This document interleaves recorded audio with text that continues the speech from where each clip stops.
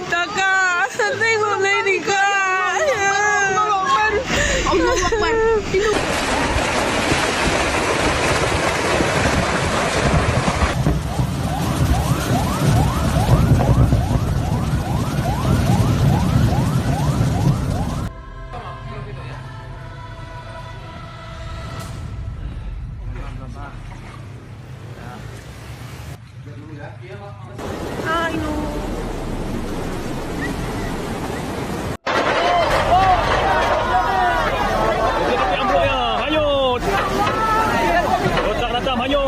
Thousand people have been killed in floods and landslides across Indonesia, Sri Lanka and Thailand. More than 630 confirmed deaths and 462 people missing.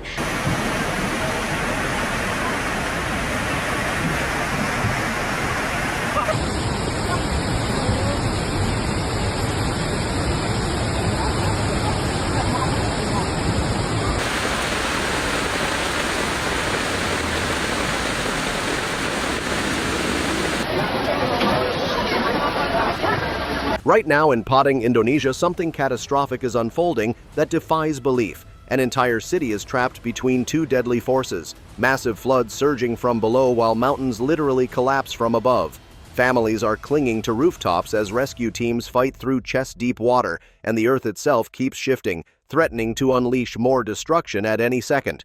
The scale of this double disaster is staggering.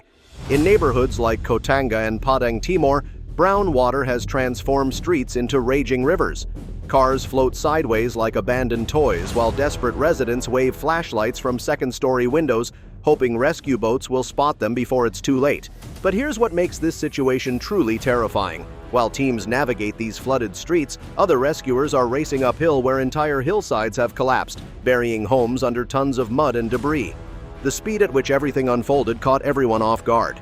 Residents in low-lying districts report having just 5 minutes before ankle-deep water surged to waist level. Mothers grabbed their children and ran. Elderly people struggled upstairs with one hand while clutching precious belongings with the other.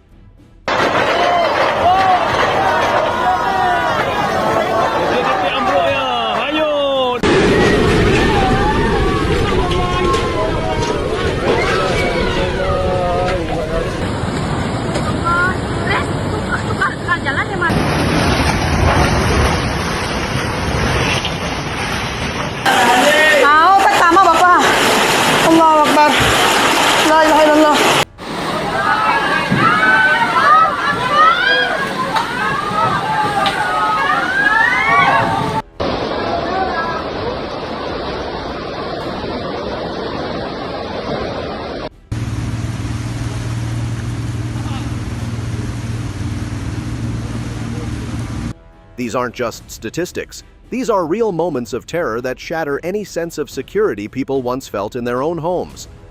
What's happening on those hillsides is equally devastating. Rescue workers are literally digging with their bare hands because heavy machinery can't reach the unstable slopes. Every time they clear another section of mud, everyone watching holds their breath. The silence is deafening as they search for signs of life. Families stand nearby, some clutching photos of missing loved ones, others just staring at the ruins where their homes once stood. The emotional weight of not knowing, of waiting for any news, creates an atmosphere of unbearable tension. The geography of Padang has turned against its people in the worst possible way. Major roads have vanished beneath surging brown water filled with dangerous debris. In Nanggalo district, the flooding reached such extreme levels that residents became prisoners in their own homes, unable to escape as water climbed higher and higher. The current moves with such force that stepping outside means risking being swept away instantly. But here's where the situation becomes even more critical. Rescue teams face an impossible choice every minute. Do they focus on pulling people from flooded buildings or rush to dig out landslide victims who might still be alive under the mud? There simply aren't enough rescuers or hours in the day to handle both catastrophes simultaneously. This split-second decision-making under extreme pressure shows the unimaginable burden these heroes carry. The rivers themselves have become weapons of destruction. Batang Karanji and Batang Ara have burst their banks, reaching critical overflow levels that threaten everything nearby.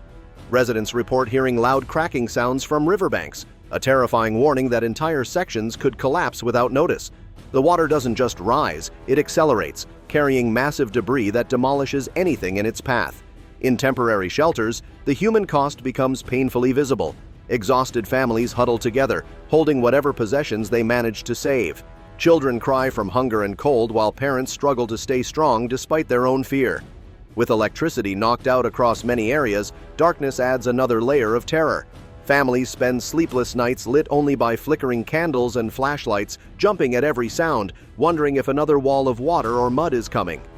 The soil itself has become an enemy. Completely saturated from relentless rain, the ground remains dangerously unstable.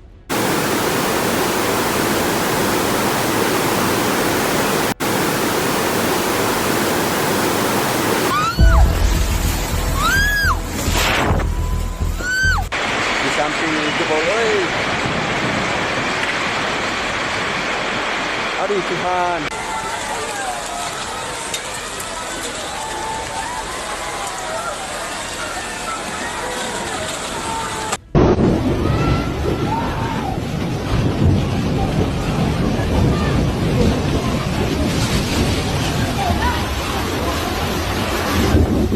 Emergency officials warn that more landslides could strike at any moment, meaning even rescue workers risk their lives with every shovel of mud they move. They work under cliffs that could break loose again, navigating terrain that might collapse beneath their feet. Yet they continue because somewhere under all that earth, someone might still be breathing. What emerges from this chaos is both heartbreaking and inspiring.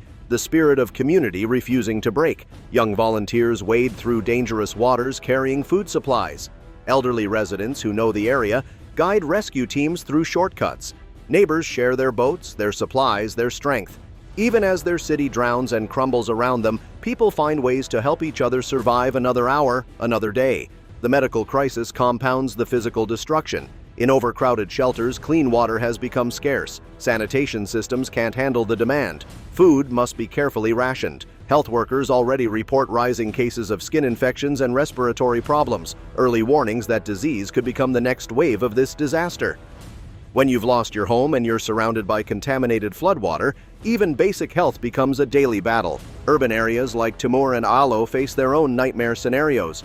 Water has reached rooftops in some neighborhoods, turning rescue operations into desperate searches through narrow, debris-choked streets. Some residents, completely cut off from help, resort to banging on metal surfaces, any sound that might guide rescue teams to their location.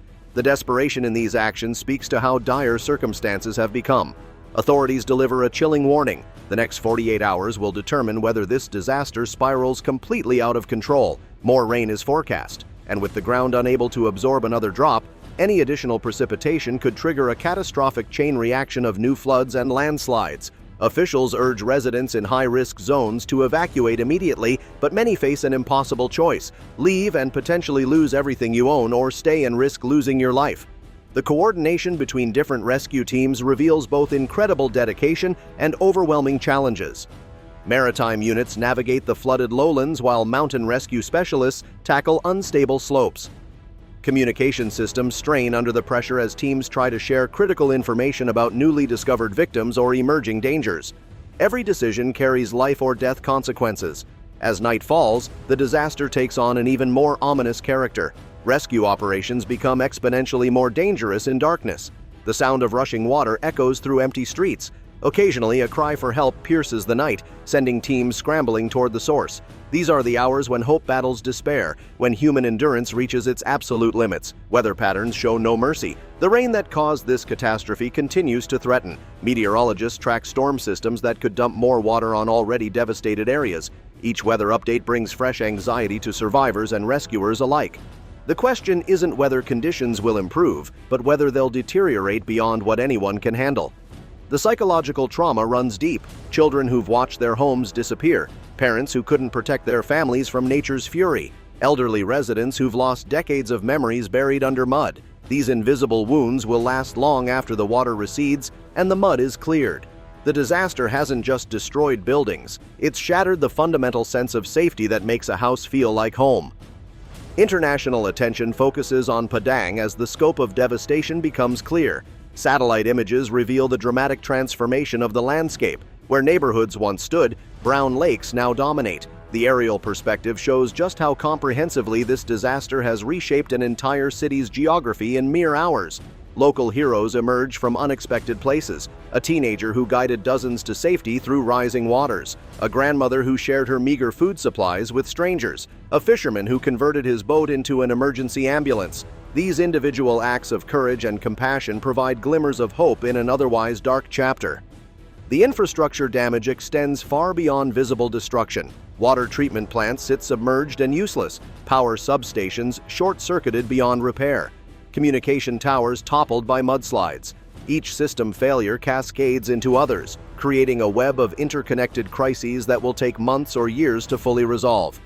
As rescue efforts continue around the clock, exhaustion becomes another enemy. Teams who've worked for days without proper rest make dangerous mistakes. Volunteers push past their physical limits until they collapse. The human body can only endure so much, yet the urgency of saving lives drives people beyond what they thought possible. The economic impact will reverberate for years. Small business owners watch their life's work float away. Farmers see productive land buried under tons of debris. The informal economy that sustains many families has simply ceased to exist. Recovery isn't just about rebuilding structures, it's about reconstructing entire livelihoods from nothing. Traditional knowledge meets modern disaster response as elderly residents share crucial information about water patterns and land stability. Their generational memory of past floods provides invaluable guidance for rescue teams unfamiliar with local terrain. This blend of old wisdom and new technology offers the best hope for navigating the current crisis. The international humanitarian response mobilizes as the full scope becomes apparent. Emergency supplies pile up at distribution points, but reaching those who need them most remains challenging. Helicopters become lifelines for communities cut off by collapsed roads and bridges.